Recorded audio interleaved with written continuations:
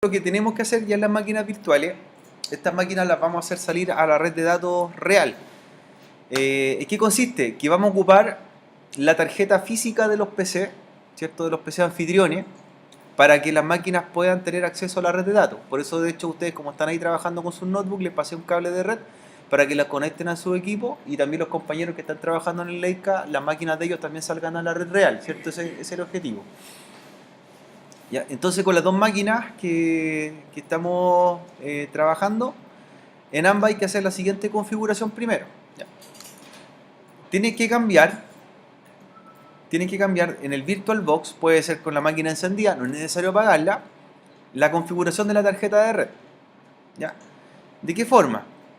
Por ejemplo, aquí tengo mis máquinas virtuales, las que están encendidas, y en ambas tarjetas de red de cada una de las máquinas, los dos Windows 7, vamos a cambiar el modo de la tarjeta, que está en modo de red interna, ¿cierto? Que trabaja de forma local dentro del equipo, adaptador puente.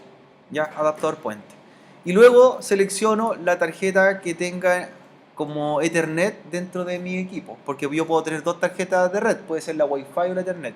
En este caso, como estamos trabajando con red cableada, la Ethernet. ¿Ya? Selecciono la Ethernet. Y lo hago en las dos máquinas virtuales. Entonces lo primero que debo hacer en ambas máquinas virtuales, ¿cierto? Cambiar la tarjeta de red. No me aparece. ¿La de VirtualBox? Sí, porque ustedes tienen la Wi-Fi conectado, pues tienen que tener la Ethernet. Por eso, le va a decir Ethernet. Si están conectados por la Wi-Fi, le va a aparecer la Wi-Fi, pero tiene que ser la Ethernet. Claro, busque la Ethernet. Esa es, pues. Esa es. Esa es la otra. Que el nombre puede cambiar, ¿cierto? Pero es la de red. Eso. Por eso. ¿Ya? Entonces cámbianse la tarjeta cableada. Lo primero que hay que hacer en las máquinas virtuales. ¿Ya? Y lo segundo, ya que las tarjetas de red en las máquinas virtuales estaban con dirección IP estática, tenemos que cambiar la dirección IP dinámica. Entonces, lo primero lo hago en el VirtualBox, el cambio de la tarjeta de red, y lo segundo es dentro de la máquina virtual. Profe, ¿cómo a mí me sale una tarjeta de red diferente? ¿Cuál? Family y... ¿Cuál aparece? 88821. No, cualquiera que no sea wireless, Ah, ya. porque esa es la inalámbrica, la Wi-Fi. La otra entonces. ¿Ya? Entran a la tarjeta de red, luego, dentro de la máquina virtual, una vez que cambian fuera, y cambian en la tarjeta de red desde el protocolo TCP/IPv4, lo cambian de modo de dirección IP estática a automática, en ambas. En las ambas máquinas virtuales, claro, cambian la tarjeta de red después. Entonces, unos instantes después, esta tarjeta de red debería asumir una dirección IP. Va a tomar una IP de la red de datos. Y eso lo hacen en ambas máquinas. Entonces, primero lo cambian en el VirtualBox y luego lo cambian dentro de la configuración de la tarjeta de red. TCP/IPv4, propiedades, a IP automática. Y eso lo repetimos.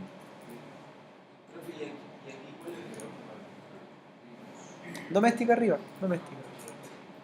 Una vez que le identifica la tarjeta de red, dijo red doméstica. Entonces la mejor prueba de esto, cuando yo cambio la tarjeta de red, es que este equipo ya puede navegar, tiene acceso a internet, de hecho. ¿Ya? De hecho esperamos unos segundos, ¿cierto? Que aparece ya la configuración. Cuando pregunta compartir con un equipo doméstico, le digo cancelar, ¿cierto? Cuando aparece ese asistente. Y puedo navegar. De hecho, las dos máquinas deberían navegar hacia internet. ¿Qué estamos compartiendo de la máquina anfitriona? La tarjeta de red, ¿cierto? Compartimos recursos. De hecho, aquí ya me demuestra que navego. Ahora cualquier página, a modo de prueba, nada más. Obviamente tiene que ser el adaptador que uno no está ocupando. ¿O puede ser el mismo? van a salir, si tu notebook tiene 2 tarjetas de red, 2 adaptadores, te va a mostrar los 2. Profe, cuando se vaya a compartir, ¿qué le pongo? Doméstica arriba. Y cuando pregunta a ese asistente, cancelar. Cancelar. Y luego prueban que estés navegando. Mira, nada más porque de hecho la máquina está vulnerable y puede estar propensa a infección, ¿cierto? De cualquier malware que venga desde el exterior. Solamente probé que navegaba, nada más que eso, ¿cierto? Abrí una página, cerré, nada más. Ya recuerden que no hay ningún tipo de protección en la máquina y no hay ningún sistema antivirus. Y además tenemos los servicios de firewall desactivados. Entonces está bastante de vuelta. Abrí una página, cerré. Nada más. Nada más. Ya. Eso es lo primero que tenemos que hacer en las máquinas virtuales. ¿Ya? Lo segundo, debo saber qué dirección IP tienen las máquinas. ¿Ya? Porque ya deberían tener un IP desde la red, ¿cierto? Y de eso, de hecho, ¿qué me va a permitir hacer? Que desde cualquier equipo de la red del Leica yo voy a poder conectarme a las máquinas virtuales que están dentro de mi equipo anfitrión. Entonces, ¿con qué comando veo la dirección IP? Comando, línea de comando, ipconfig. ¿Ya? Con ipconfig, ¿cierto? La línea de comando y con ipconfig también. De ahí van a aparecer que ya cada una tiene una dirección IP de la red. Por ejemplo, esta máquina virtual tiene la 10.100.0230, la otra máquina virtual tiene la 10.100.0231. Yo creo que casi todos tienen un mismo segmento. ¿Ya? ¿Ya? Entonces, por ejemplo, lo que podríamos hacer ahora, una prueba de conectividad, es que pueden hacer un ping a cualquiera de las máquinas de los compañeros. De hecho, si usted comparte el IP con su compañero, debería hacerle un ping a él. ¿Ya? En vez de que se hagan entre las máquinas nuestras, hacer un ping a las máquinas de la red. ¿Ya? O es más, puede ir a otro PC de allá del Leica y de un PC que está encendido, hace un ping a la máquina virtual. Lo puede hacer. ¿Ya? Si empezamos nosotros a hacer ping de cualquier máquina de la red, de un equipo físico al virtual, de otro virtual a otro virtual, estamos en la misma red de datos, ¿cierto? Están ya en el mismo grupo de trabajo las máquinas. ¿Qué pasa si el equipo dice que no se encontró el host? Es porque no tiene IP. Máquinas virtuales, ¿cierto? Una tiene 2 discos duros, que es la cual estamos trabajando, o que sería la máquina 1, y teníamos la máquina 2 que tiene un solo disco duro, ¿cierto? En esta es la que vamos a hacer la partición, en la que tiene un solo disco duro, es la máquina 2, ¿ya? La máquina 2. Entonces, lo que tenemos que hacer en esa máquina virtual es redimensionar el disco duro, ¿ya? Que esto también está en unos talleres que les publiqué correspondiente a la clase de ayer, ¿ya? También tal como se hacía. Entonces hay una herramienta propia que trae Windows para particionar y redimensionar los discos duros, ¿cierto? ¿Cómo se llama esa herramienta? Administrador de disco. Muy bien, administrador de disco. Entonces el administrador de disco, ¿cierto? Me muestra las particiones que tengo. Y la idea de esto es hacer una partición o redimensionar este disco para hacer una partición de 10 entre 8 y 10 GB, porque eso es lo suficiente para la instalación del sistema operativo Linux. Por lo tanto, en este equipo, el disco lo vamos a dividir en 2 partes y en una va a estar instalado Linux y en el otro Windows, ¿cierto? Y cuando yo inicie la máquina virtual, en este caso este PC, me va a preguntar con cuál de los dos quiero iniciar, con Windows o con Linux. Yo puedo tener la posibilidad de 2 sistemas operativos. ¿Cuánto es el máximo de sistemas operativos que pueden haber en un mismo equipo? Hasta 4, ¿ya? No confundir con máquinas virtuales, ¿cierto? Porque yo máquinas virtuales puedo tener todas las que quiera. En cambio, estos son instalados nativamente en el sistema operativo. Ya están con el arranque del sistema operativo. Entonces, redimensionamos el disco, ¿cierto? Reducimos el volumen del disco, que es de 19 punto algo gigabytes. ¿No se puede ocupar la otra que tenemos ya? No, porque esta es la primaria. Esta es primaria. De las particiones primarias donde se instala el sistema operativo. Las otras son para respaldo de datos. Entonces no puedes instalar un sistema operativo ahí. La primaria. Porque máximo de 4 particiones primarias en un disco duro. Ese es claro, 4. No importa el tamaño que sea, 4 sistemas operativos. Y los sistemas operativos se instalan en las particiones primarias. Las otras son para almacenamiento. Yo puedo tener 10 particiones, ¿cierto? Extendidas, pero son para guardar datos. Y en la primaria es la que busca el MBR para saber dónde está instalado mi sistema operativo. Máximo 4. Yo puedo tener 4 Windows, 2 Linux, 2 Windows, juego con las combinaciones, pero 4 sistemas operativos. ¿Ya? Entonces, ¿qué hago? Reduzco el volumen de esa partición. Reduzco el volumen. ¿Ya? Entonces ahí empieza a calibrar o a consultar el espacio a reducir. Y lo vamos a reducir el nuevo espacio expresado en miles de megabytes. Van a ser aproximadamente 8000 megabytes, que representa ¿cuántos gigas? 8 gigas, que es el espacio mínimo para hacer la instalación del sistema operativo Linux. ¿Ya? 8 gigas. Entonces, 8000. Entonces la dejo en 8000. 8000. Entonces me dice ¿cuánto voy a reducir? Dice tamaño del espacio a reducir, 8000 megas. ¿Ya? Están en los miles de megabytes, representan gigas. Y le digo reducir. Entonces, ¿qué va a pasar ahora? Va a convertir la partición que tenemos y va a agregar otra partición sin asignar, que me quedo, bueno, 7, algo. ¿Ya? 7, algo. Porque cada disco duro, si se recuerda cuando lo explicamos en una clase, reserva un espacio que se llama el MBR. Es un espacio reservado, MBR. ¿Qué guarda el MBR? La información del disco duro. Hay información propia. Por eso se descuenta. En los pendrives también, ¿te acuerdas? Yo tengo un pendrive de 8 GB, pero tengo disponible 7 algo. ¿Ya? Me va a quedar de 7,81 GB. Ya, estamos en lo correcto. Nada más se los hace partición. Por lo tanto, en esta partición que está aquí se va a instalar Linux, ¿cierto? O puede ser otro Windows, ¿cierto? Si aquí tengo Windows 7, yo podría instalar aquí Windows 10. Ya, otro sistema operativo. Y ahora lo que hago es apagar la máquina. Ahora sí que la apago. La otra la dejo minimizada por un lado, ¿cierto? La dejo ahí pendiente porque la vamos a ocupar en algún momento. Ya. Y apago la máquina en la cual creo la partición. La máquina virtual que apagaron hay que hacer una pequeña modificación para poder instalar otro sistema operativo, ¿ya? Otro sistema operativo. A ver, ¿qué lógica, qué ventaja tendrá tener dos sistemas operativos en mi equipo? Que yo puedo probar dos tecnologías distintas y además de ello, lo bueno de esto es que como voy a tener dos particiones, todo lo que esté en el sistema operativo Windows, desde Linux yo lo voy a poder acceder. O sea, voy a poder ver las carpetas de Windows. Pero al revés, desde el sistema operativo Windows no voy a ver nada de Linux. Por lo tanto voy a tener información confidencial o carpetas privadas en ese sentido. Un sistema operativo ve al otro, pero el otro no lo ve. No lo ve como partición. ¿Ya? De hecho va a ser invisible. Linux va a estar como invisible alojado en el equipo, pero en cambio Linux va a ver todo lo de Windows. ¿Y eso por qué?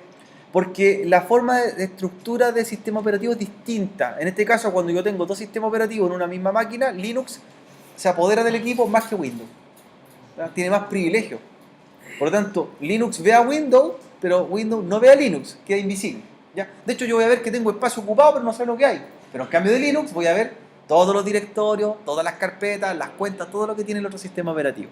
¿Ya? Entonces, la máquina la apago, ¿cierto? La que hice la reducción de espacio, y debo cambiar lo siguiente en la máquina virtual. ¿Ya? En las opciones, ahí está la máquina virtual creada, ¿cierto? Dice que nativamente instalamos Windows 7 de ¿cuántos bits? 32 y cambiamos a 64. Tenemos que cambiar tecnología a 64 bits. Eso se hace en la conexión o en la parte de configuración del sistema operativo. En vez de que diga Windows 7 32 bits, Windows 7 64 bits. Entonces, ¿por qué no aparece? ¿Por qué no aparece? Porque tu sistema operativo no está preparado para 64 bits, tu PC. Ah, Es de 32 bits. O no está activada la virtualización. Por eso. Ya, está activada. ¿Qué hacemos? Cambiamos 64 bits. Entonces, ¿qué debo hacer ahora? Necesito tener el archivo de instalación de Linux, ¿cierto? Entonces, ¿debo cargarlo dónde? En la bandeja de CD, ¿cierto? Debo buscar la versión de Ubuntu 15.10 Desktop, que debería estar en los escritorios de los equipos de los PC de Lake. Ya. Profe, ¿importa mucho si es otra versión? No, pues, más o menos. Si no, yo se las paso ahora, si no la tienen. Lo mismo. Tiene que ser Ubuntu 15.10, ¿ya? Entonces cargué en la bandeja el Ubuntu 15.10. Profe, ¿cómo puedo activar el 64? tienes que apagar tu PC, tienes que entrar al BIOS y activar virtualización por hardware, una función que tiene en la BIOS. Tienes que arrancar con la BIOS y activarlo. Y ahí después tú inicias, si es que lo tiene. Si es que lo tiene. Doy por hecho que debería tenerlo. Sí. Claro. Claro. Entonces apágalo primero. Sí, sí sale ahí, tipo de sistema operativo de 64. Ya, apaga entonces tu equipo y entra a la BIOS. Tienes que entrar al BIOS. ¿Usted no podría saber cómo se hace eso? Pero tiene que aprenderlo ahora, pues. Claro. Buscar la tecla de combinación. Ahora. ¿Con cuál entra? ¿Qué modelo tiene tu equipo? Con el modelo busca el comando. Claro, claro. Modelo de equipo, anda a otro PC, busca modelo de equipo Lenovo, acceso a la BIOS. Claro, si no va a probar todas las combinaciones del teclado.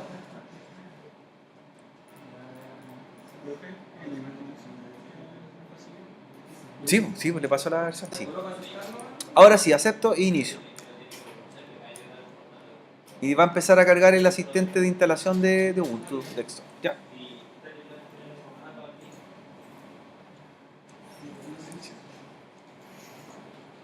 Ya, sistema operativo Ubuntu, ¿cierto? Tiene un asistente gráfico para hacer la instalación, ¿cierto? Que me va guiando con la configuración. Ahí estamos con la versión 15.10. Las versiones de Linux Ubuntu se caracterizan por salir 2 veces al año, por lo tanto salen 2 meses, salen en octubre y salen en abril. Todas las versiones son, por ejemplo, la 15.10, la 15.4, este año sería la 18.4 y más adelante la 18.10. Siempre son 2 versiones al año, ¿ya? El año pasado era 17.4, 17.10 y anteriormente 16.4 y 16.10, 2 veces. Ya. El asistente, ¿cierto? Cuando arranca, tiene 2 opciones para poder hacer, en este caso, ver el sistema operativo, ¿ya? Ahí yo cambio el idioma, lo dejo en español y me pregunta probar o instalar, ¿ya? Cuando pregunta por probar el sistema operativo, no lo instala realmente, sino que es un proceso que se llama Live CD, un CD en vivo. ¿Dónde lo carga esa configuración? La carga en la RAM del equipo. Por lo tanto, en caso que me arrepiente y después no quiero utilizarlo, yo si reinicio el equipo se borró esa configuración. No queda instalado en el disco duro en forma definitiva. Pero como nosotros queremos instalarlo para después iniciar con el sistema operativo, elegimos instalar. ¿Ya? Instalar. Entonces, selecciono español e instalar. El asistente es súper sencillo, ya, súper sencillo. Y me vais preguntando, me vais indicando qué cosa a considerar. Por ejemplo, aquí me pide que, o me dice que tiene el espacio disponible mínimo, que son 7 GB, ¿ya? 7 GB lo mínimo que tiene para instalar. Me dice que estoy conectado a internet porque estamos saliendo con la tarjeta de red del equipo. Bueno, y como en este caso estoy trabajando en un notebook, me pregunta que la recomendación sería que deba tener ese notebook conectado al cargador para poder hacer la instalación, ¿cierto? Es una recomendación solamente.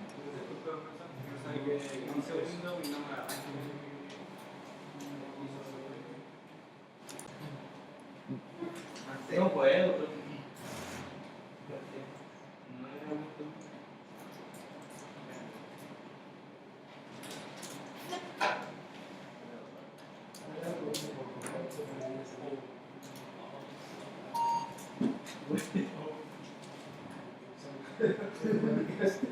A la parte de instalación le va a preguntar lo siguiente, ¿cierto? El asistente le dice, ahí está clarito, dice, y bien textual, dice, instalar Ubuntu junto a Windows, ¿cierto? ¿Para qué? Para tener los dos sistemas operativos. O me da la otra opción que dice borrar disco e instalar Ubuntu. ¿Qué es lo que hago ahí? Pierdo la partición de Windows y solamente me queda instalado Linux Ubuntu. Pero si no, me va a decir que los dos van a convivir en la misma máquina. Entonces lo que tenemos que elegir es instalar Ubuntu junto a Windows, ¿ya? Y así toca solamente la partición propia. Está siempre explicarlo antes de seguir. Cuando les preguntó en la instalación, miren, ¿se acuerdan que nosotros en las máquinas virtuales de Windows hablábamos de la memoria de paginación o memoria virtual? Que era una memoria que era parte del disco duro para transformarlo en espacio de almacenamiento, perdón, en espacio de almacenamiento RAM. Linux, por defecto, cuando lo está instalando, hace algo aquí. Ese espacio que dice de intercambio, inmediatamente él lo hace una memoria virtual. Por lo tanto, si esta máquina tenía 512 de RAM, va a tener 512 más de memoria virtual. Ya lo hace al instalarlo. Nosotros en Windows tuvimos que hacerlo después, ¿se acuerdan? Lo hicimos manualmente. ¿Ya? Entonces, esa memoria de intercambio que aparece ahí es la memoria virtual. ¿Con qué nombre también se conoce? Cuando la vean por ustedes en los capítulos, como swap. Dice memoria swap. Es esa. ¿La podemos modificar? Sí, la podemos cambiar después, pero ya tenemos memoria doble. ¿Es una ventaja o no? Mucha. Continuamos, joven, entonces, y empieza la instalación. Empieza la instalación. Ya, cuando les pregunte la zona o ubicación horaria, tienen un mapa mundi, elijan la zona Santiago, que es la que más cercana a nosotros, ¿cierto? De hecho, al pinchar aparece ya la ubicación. ¿Qué hace con eso? Me asigna la hora que tenemos en nuestro sector regional, que es Sudamérica. Ya. Es Santiago. ¿Qué sector elegimos? Español latinoamericano, que viene por defecto para que tome ¿qué letra? La ñ. Teclado tome la ñ. Ya. Ubuntu text.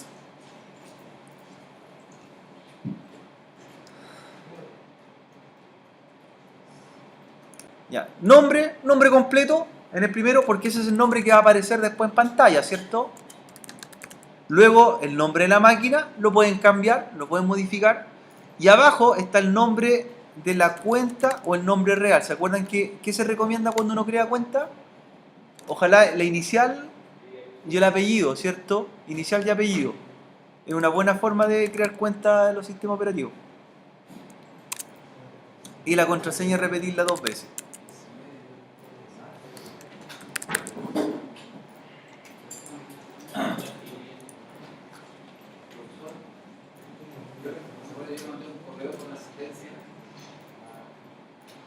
Lo mismo que le dije ahí, la misma información.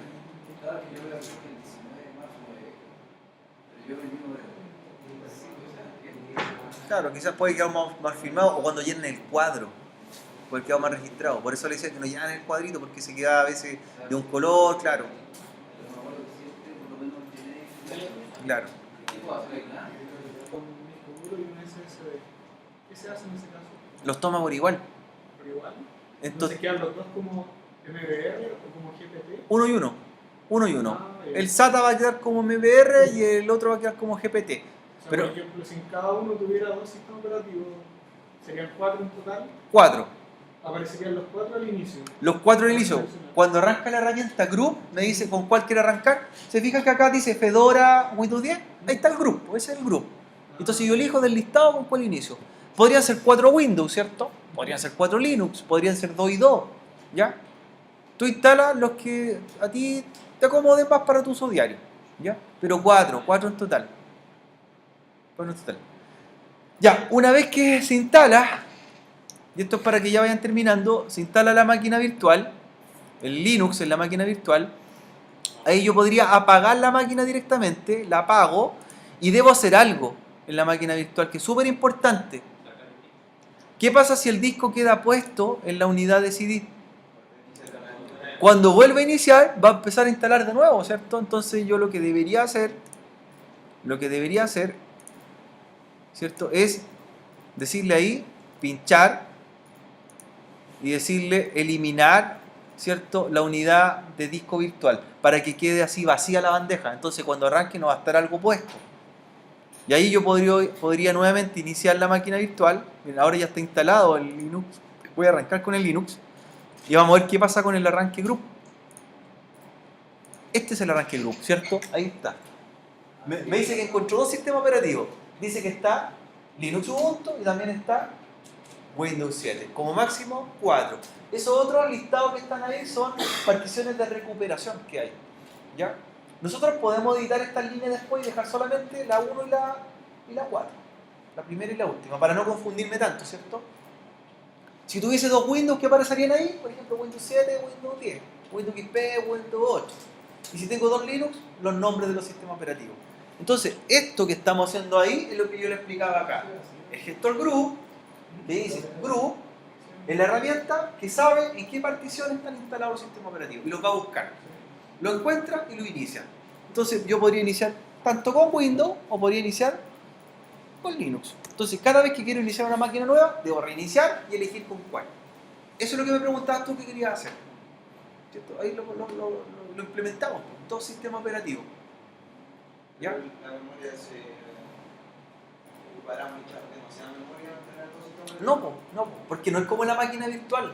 Porque la máquina virtual está levantando máquinas sobre otro sistema operativo. Aquí, si yo inicio Linux, inicia solamente Linux. Y todo el hardware está destinado para Linux. Si inicio después Windows, todo el hardware está destinado para Windows. No se están compartiendo. No están compartiendo. Lo único que comparte es el disco principal, porque yo elegí un tamaño para Linux, un tamaño para Windows. ¿Se podría tener el sistema operativo de más? Sí, se podría. Se podría. macOS. Ah, yo imagino. ¿Y sale memory test eso qué es? ¿Cómo? Memory test también. Son las particiones de recuperación que mencionaba. Cuando hay problemas en el sistema operativo, uno entra a esa partición y recupera. ¿Ya? Que en Windows también existe la recuperación de disco que aparece. De ahí está, pues, ya entré a Linux. De hecho, lo que van a hacer después es tener el taller y empezar a trabajar en la consola. Termino de trabajar, apago o reinicio en Windows, ¿cierto? Como quiera. Pero uno a la vez. En realidad tengo dos sistemas en una máquina.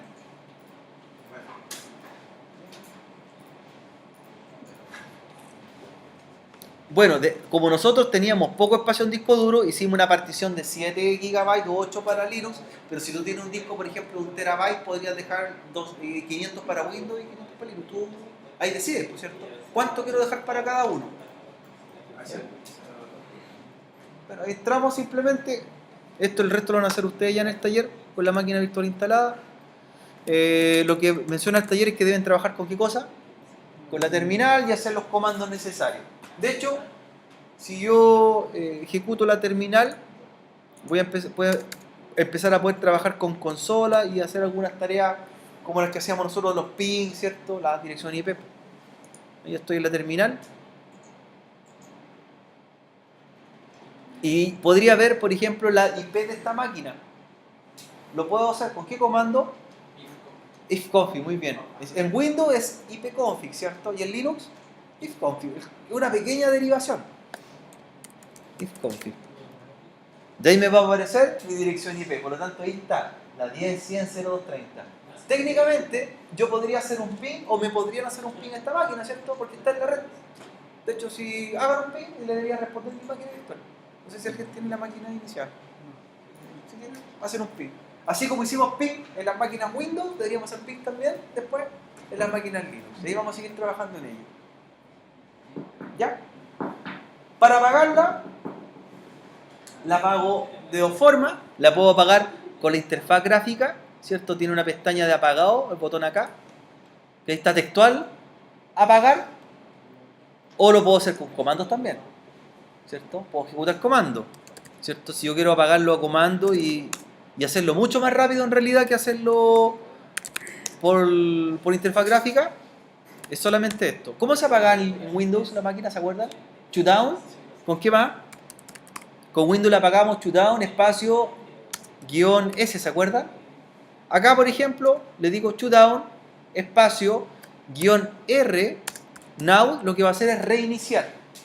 Y me va a preguntar después, ¿con qué quiero iniciar? Con Windows o con Linux. Y si quiero apagarla, sería shutdown, espacio, guión H.